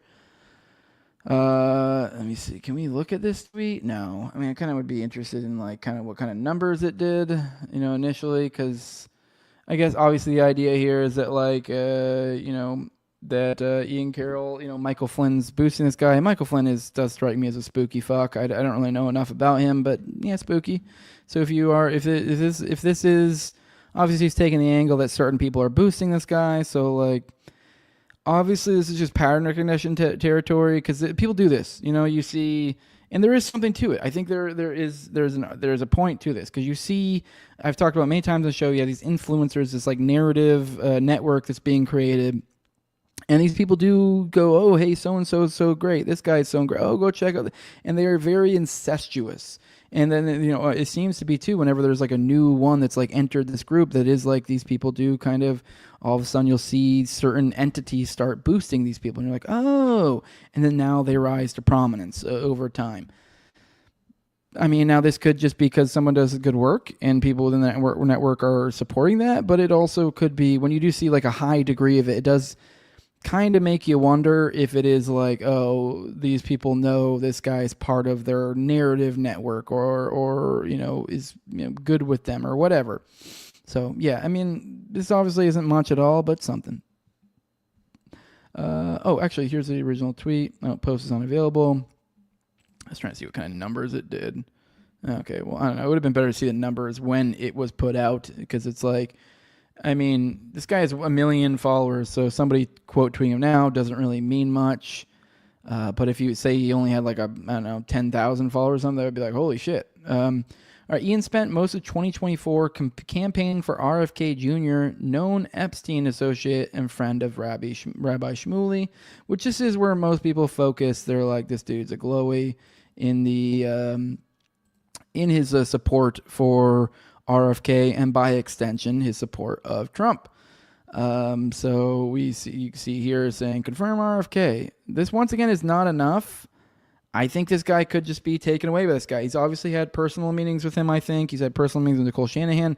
He could just genuinely like these people and think they're playing a political game, as I kind of talked about earlier. These are people playing a political game, and so he's going to kind of be like, oh, well, this is why they're like this on this position, and then on this one, this is where you're able to forgive characters like this for like the Israel stuff. You're like, well, you kind of have to be able to play ball in this game and blah, blah, blah, blah, blah. So, and he's trying to make political change. Do you want to make change or do you not? Like, I can see the angle with people going there. I mean, once again, I don't agree with any of that. I'm not even like really too hip on political involvement in the sense of like, hey, vote for so-and-so. I think voting's generally kind of gay.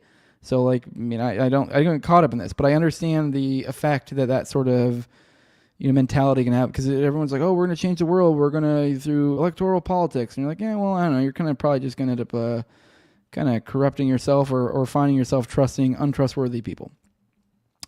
So let me see more. So I know this isn't much to me really. Ian has been a huge supporter of billionaire Nicole Shanahan. Yes. Okay. I don't know. She seems like a sweetheart, so I could see how she could be personable. She's relatively kind of smart-ish. I don't know. I mean, I'll be honest. Call me a sexist, but God, one of the worst things ever is listening to female podcasts. But she's one of the very few rare females that you're like listening to. You're like, oh, I can listen to her and it's not bad. I don't know. I'll be honest. I'm not a fan of when she shows up on podcasts. It's kind of like, she doesn't really have that much interesting to say. But, I don't know. She's seems personable, nice, relatively intelligent, some semi-prescient things to say. So I can see people get caught up in her. She seems really nice, seems really into health stuff. So I could totally see where granola type like Ian would get, caught up in her. So, yeah, I don't really know. Once again, I don't really know if that's really anything bad about being known. Okay, well, here's more on. Actually, let me back up a little bit. On the RFK thing, I missed this guy said RFK's first 2 actions as HHS were to facilitate an MMR vaccine and post about anti-Semitism. Yes, we talked about an Already Dead about how they put together some sort of, I don't know, something. It's right here. Something about this was some sort of statement from HHS that they were going to do. I forget specific, something to do with like college campuses or something. They were doing something, which once again seems not within the purview of HHS, the Health and Human Services. So bizarre that they're right off the jump like, oh, the first 2 orders of business is anti-Semitism and MMR vaccines, which is like what we're not supposedly not cool with. So I don't know. And okay, back to Nicole Shanahan. Nicole Shanahan went to Stanford, known recruiting center for the CIA, where she met her now ex-husband, billionaire Sergey Brin of Google. Okay, so she went to Stanford. Nicole Shanahan said that Peter Thiel and the PayPal mafia are predictable. Okay, so maybe they are predictable. She's the president of a biotech company called BioEcho. She said that mRNA vaccines need a moratorium until we figure out about the science, which Ian agreed with. All vaccines have always been and always will be bioweapons, is what this guy says. I don't know if I necessarily agree with that. So, Nicole Shanahan allegedly took ketamine at a party with Elon and disappeared with him for hours.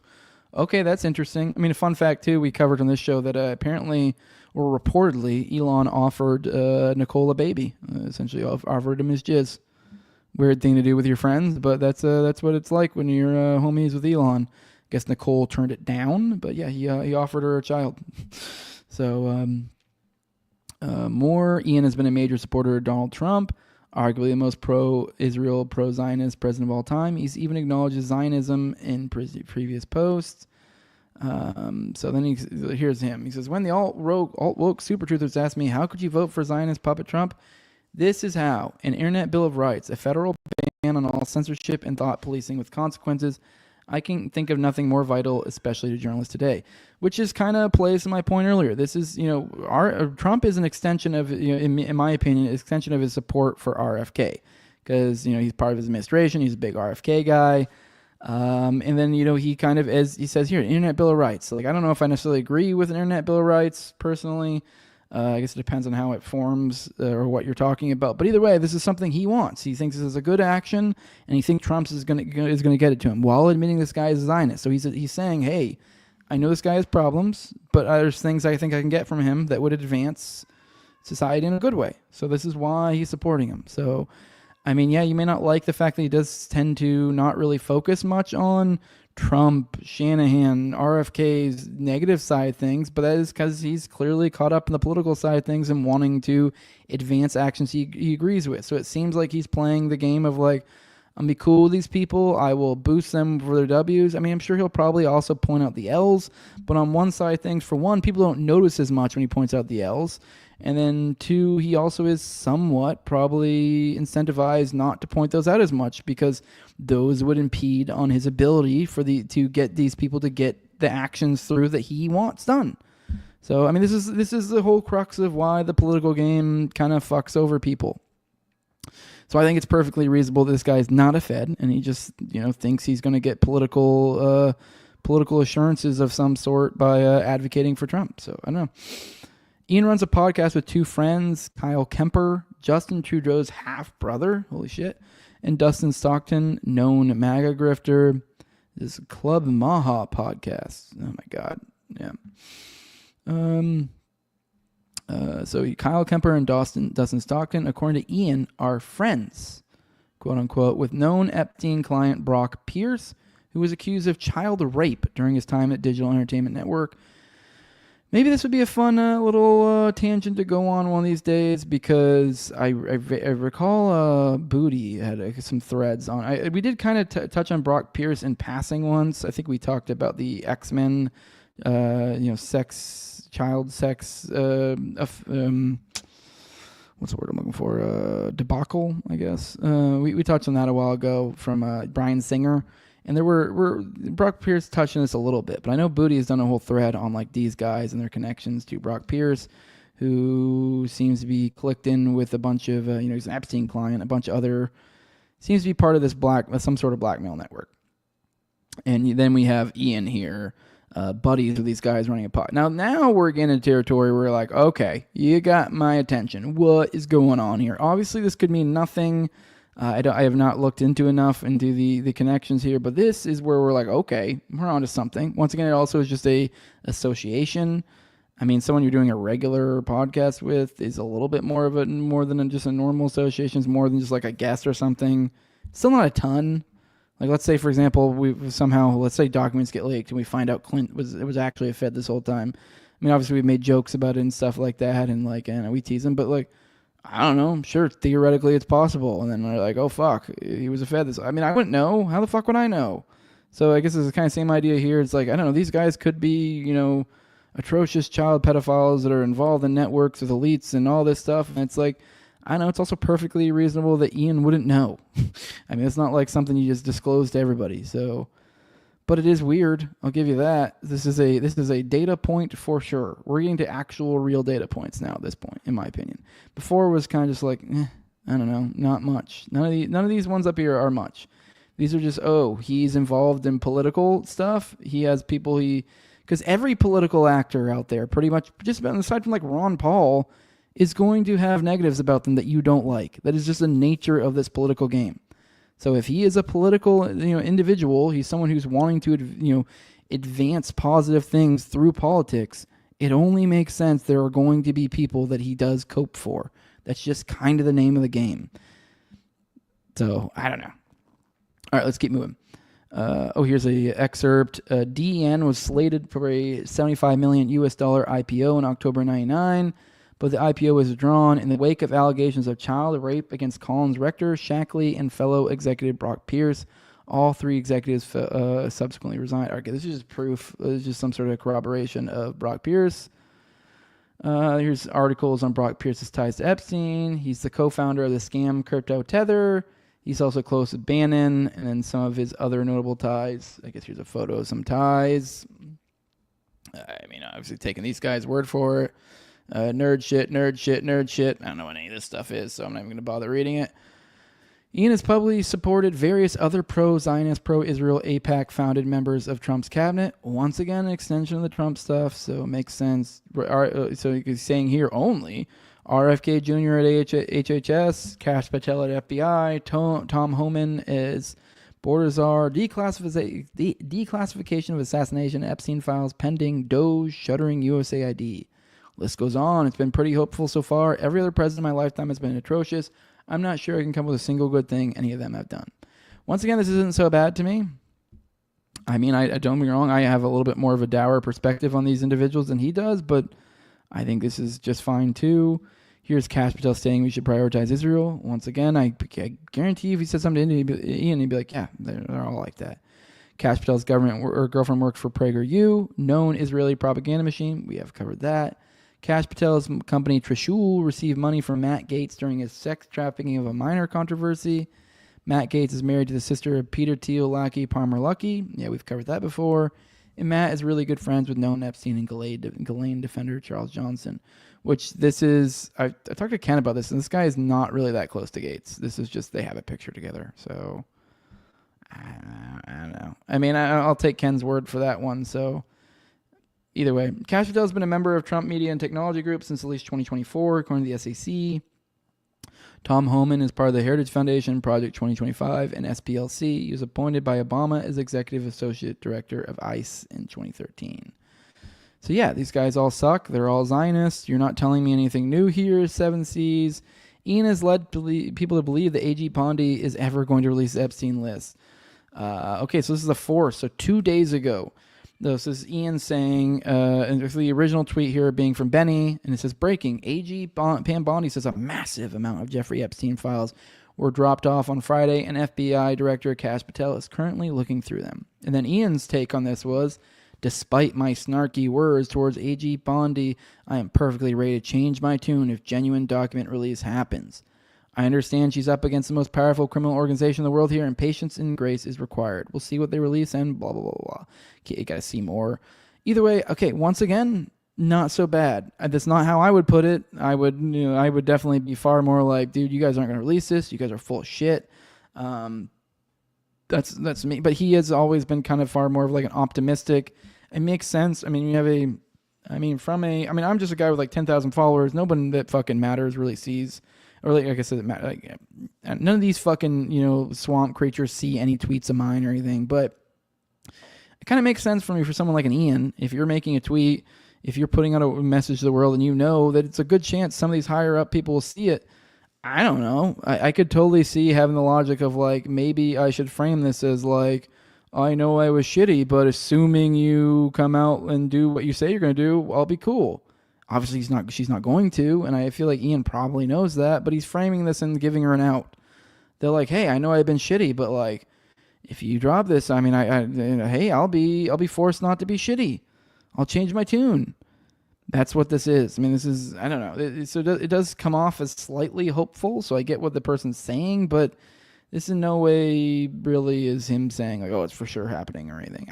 I don't know. Pam Bondi has ties to Scientology, having supported them as far back as at least 2014, where longtime Scientology founders like Liz and Michael Bayback helped her raise funds for her campaign. She also knowingly spoke at an event sponsored by the Florida branch of Citizens for Social Reform. Citizens for Social Reform was founded by Scientologists. This is interesting. She also had a spokesperson for her announced that Pam's office was considering joining a lawsuit initiated by Eric Schneiderman, the Attorney General of New York at the time, regarding tax fraud potential charges against Trump. Okay, so she looks like she was getting ready to join a suit against Trump back in the day. That's interesting. Something, I guess. I do find it interesting her Scientology connections. That's weird. 4 days later, a political action committee established by Bondi to support her re-election and Justice for All received a $25,000 donation from the Trump Foundation. She subsequently declined to join the lawsuit against Trump. Okay, well, that just sounds like smart politics. Pam Bondi also pressured two leading attorneys in the case against Lender Processing Services, who were responsible for a robo-signing scam against people using hundreds of thousands of phony documents to disclosure on for homeowners. She received campaign donations for LPS. They since changed her name to Black Knight, which is a subsidiary company of a little company called Intercontinental Exchange, which is also owns something you may have heard of called the New York Stock Exchange, the single largest stock exchange in the world. Intercontinental Exchange was a venture started by a man named Jeffrey Sprecher, who is also the chairman of the New York Stock Exchange. Sprecher received funding from Goldman Sachs, Morgan Stanley, BP, Total, Shell, Deutsche Bank, and Societe Generale.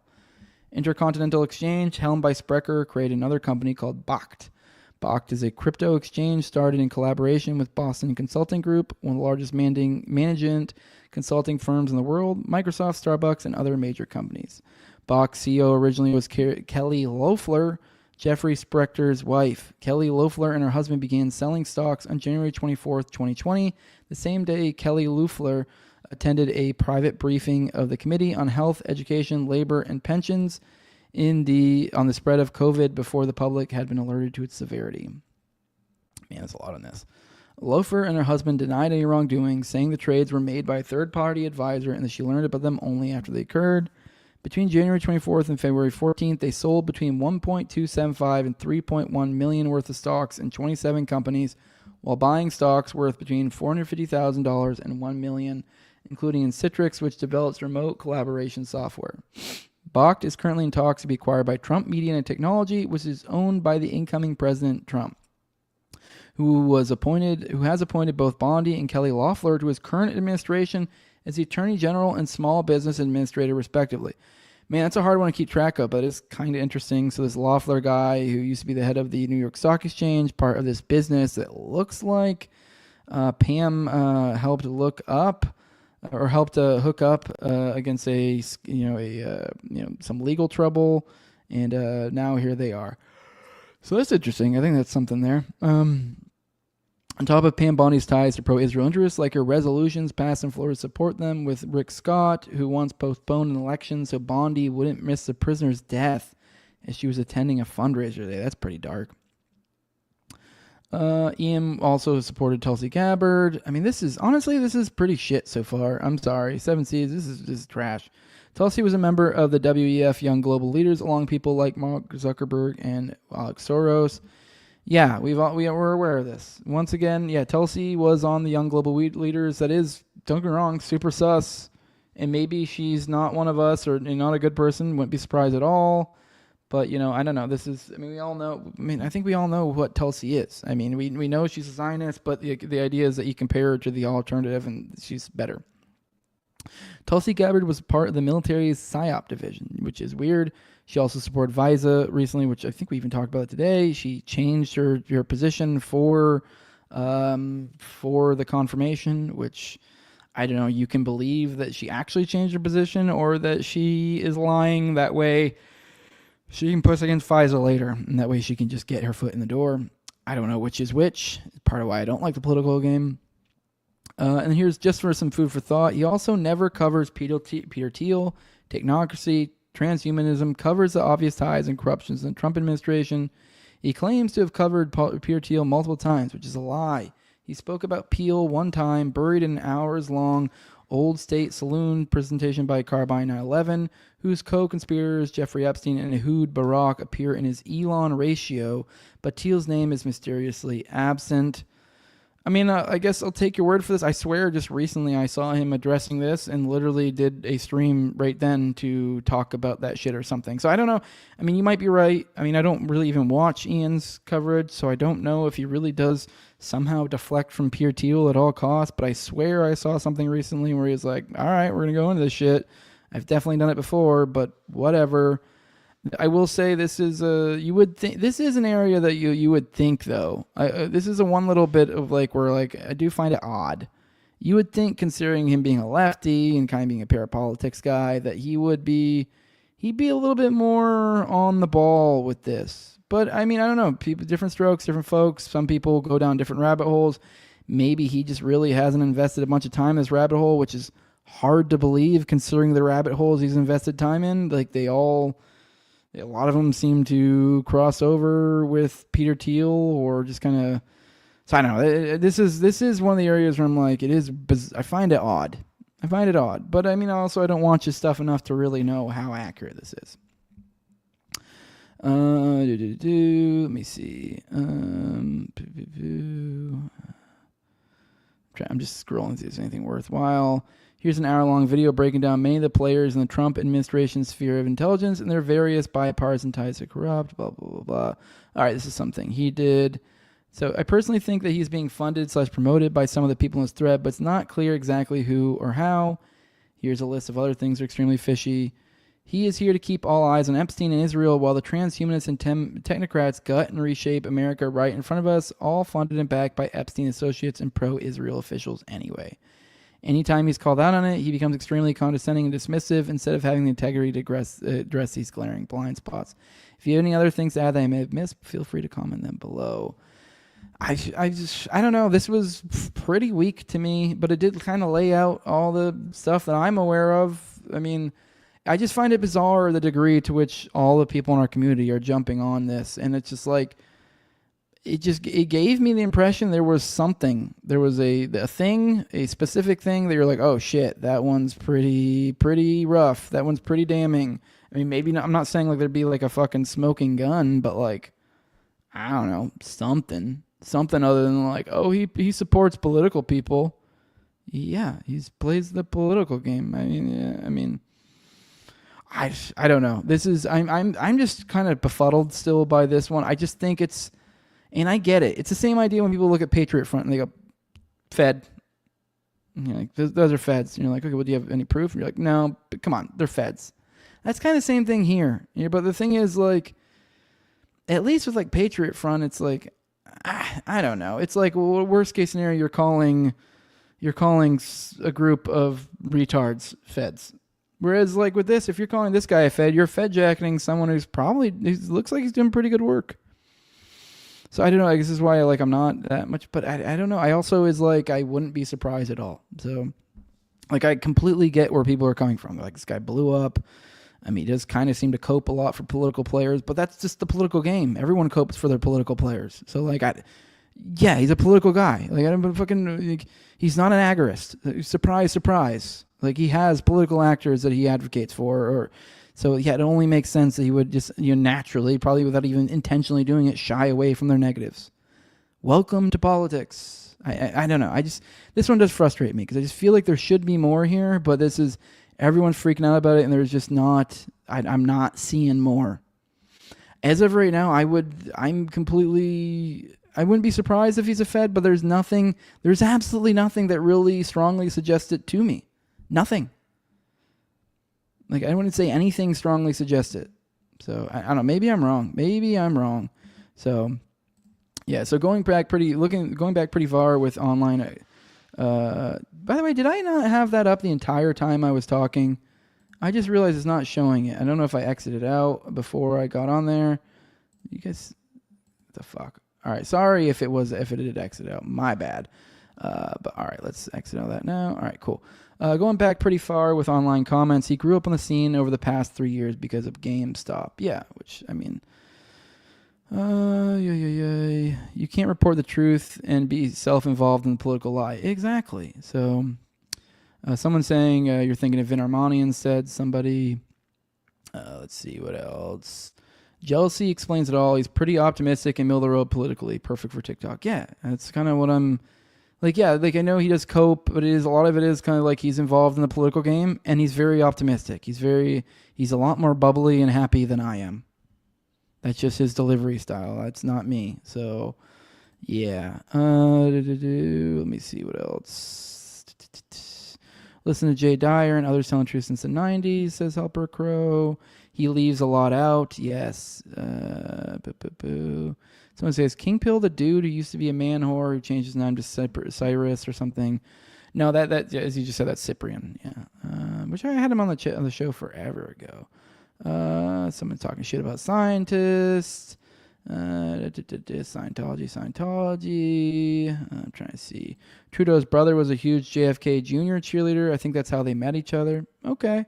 Did I see the Tucker interview with Ernst Rotes? I don't even know who Ernst Rotes is. Yeah.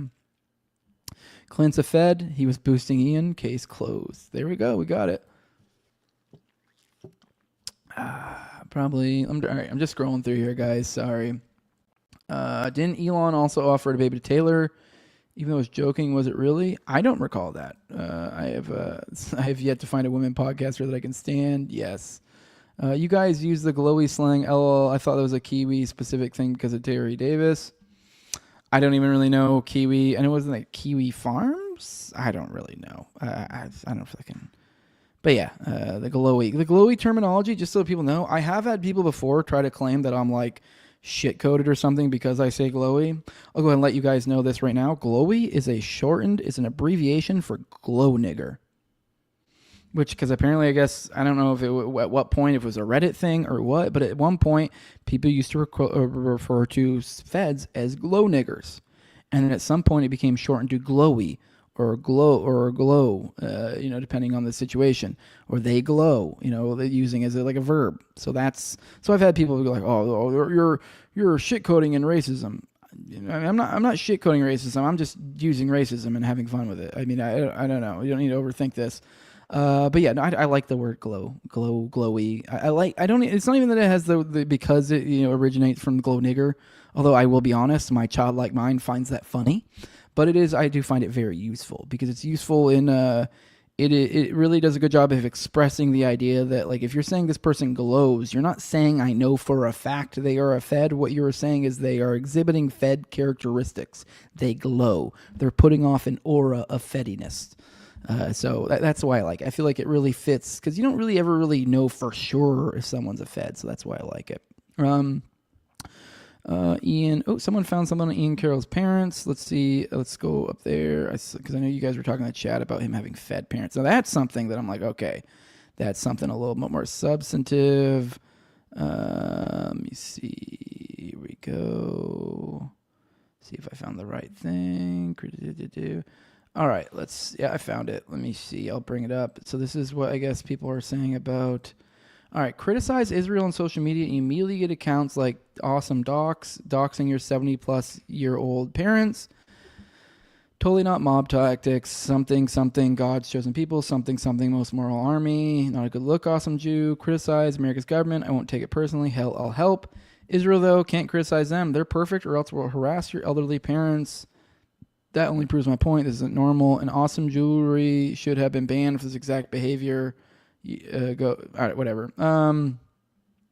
So he says, I've removed the post suggesting Ian Carroll's a fake name. It appears that Ian Carroll's indeed his real name, and he lives in his parents' $1 million home in Bellingham, Washington. Okay, well, he comes from a well-to-do family. His parents, blank and blank, both work as professors at blank and reportedly sued the Public Health Service after his birth in Vermont. Okay, so they're professors. There's a light glow when you're talking about professors. A light glow. Public Health Service, claiming they discharged blank too soon following a C-section. Ian's former Instagram account at Ian Carroll Creates shows he worked as a hiking mountain guide and mentioned mentoring middle and high school students. Couldn't find any professional jobs listed in his past. All of his information is publicly available online through his various social media profiles. So it looks like his parents are professors, which I guess, can lead into glowiness, but that is not glowy by its nature. And I could totally see him. He strikes me as someone who could be like the kids of professors, like a well-to-do, well-meaning individual. And then goes on, kind of gets kind of lefty-ish, gets into hiking, being a hiking guy, helping. I don't know. It just seems to fit. It seems believable. I don't think you need any glowiness to explain that. So, I guess this is what some people are referring to. So, all right, let's get back to the chat, see what you guys have to say. Most people get super popular in some way connected to the cabal, for sure. All right, let's get back to all right, I'm back caught up on the chat, see what you guys have to say. Someone's saying, look up Terry Davis. I don't know. If that's something worthwhile, tag me, and especially if it's an article or something, I'll bring it up tomorrow. Stop talking. Go watch Terry Davis now. You can tag me and shit, guys. I'll bring this up tomorrow. We're probably gonna start rapping here in a minute. So, dude wrote his own programming language. Someone's saying about this Terry Davis guy. All right. Well, let me look through real quick, see if there's anything else I really particularly want to cover today. I think we're good. There is some stuff I was gonna, but we can save that for tomorrow. I was going to talk a little bit about Lance Bass, not Lance Bass, the Mayor Bass. I was going to talk about her a little bit, but we could save that for tomorrow. I think that'll be good for tomorrow. But with that, guys, make sure to like, share, subscribe, comment, all that good stuff. Go if you don't want to monetarily support, one thing you can do, like I said, just like, share, subscribe. You can leave a like here on YouTube, Rumble. If you can also leave 5-star reviews on iTunes, Spotify. Those help out a ton. They go really far. Appreciate it. But if you want to support us monetarily over here, you can do that over at patreon.com/nowayjose2020. The lowest level is $2. That's where you get the access to the early episodes. Like, for example, I have, by tonight, I'm going to have 2 False Memory Syndrome episodes in there, and I'm also going to have the Season 1 analysis of True Detective in there. That'll drop tomorrow, though, so that'll go public for you guys tomorrow, but there'll still be 2 other ones behind the paywall for you guys. You also can get ad-free RSS feed for the show, and you can get access to being a talking head on Already Dead with me and Austin on Tuesdays at 9:30 p.m. Eastern. Also, on the highest levels, my sponsors will read them off every episode. That's my co-host and Tower Gang at Tower Gang Toad. Also at Abrogate D's at ZOVERACK at _Infinite Zeal. Also have, I'm going to brain fart son. Also have Will Bell's Delicious Blueberry Rabbit Eye Wine. Tim Tuttle at John Klebold. Big fan of the show, Tormain, and at INWARD Lover. And with that, guys, see someone tag me a Terry Davis one. We'll probably cover that tomorrow. See Eddie saying goodbye. Have a good one. Helper, Doctori. See you guys. See everyone. Appreciate everyone who showed up today. So yeah. Okay. Someone's saying I can't see y'all's chats. That's bizarre. Like you can't see. Like, can you see this? All right. Whatever. I don't know. StreamYard's being screwy. Sorry if anyone had any weird technical issues today. StreamYard is being odd. So it is what it is. I can't control it. But with that, guys, we're out of here.